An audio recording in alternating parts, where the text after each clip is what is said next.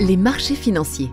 Les marchés financiers, pour certains, ce sont d'obscurs lieux de spéculation et pourtant, ils représentent des moteurs de notre économie.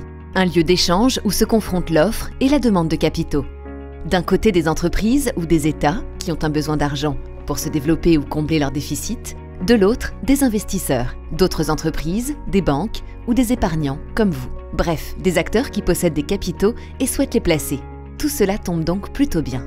Mais comment ça marche ? Sur le marché des actions, par exemple, autrement dit la bourse, les entreprises émettent des titres, en l'occurrence des actions. Ce sont comme des petits morceaux du capital de l'entreprise.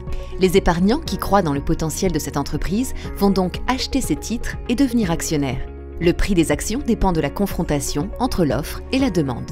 Grâce à ces capitaux, l'entreprise va pouvoir se développer, investir à son tour, embaucher et même faire des bénéfices. Et pour les actionnaires, qui dit bénéfice dit dividende, la récolte des fruits de leur investissement. Mais vous vous doutez bien que tout n'est pas toujours si rose, ni pour l'entreprise, ni pour l'actionnaire. Non seulement le dividende n'est pas systématique, mais le cours de l'action peut varier à la hausse comme à la baisse. Vous l'aurez compris, investir sur les marchés financiers permet d'accéder à un potentiel de performance.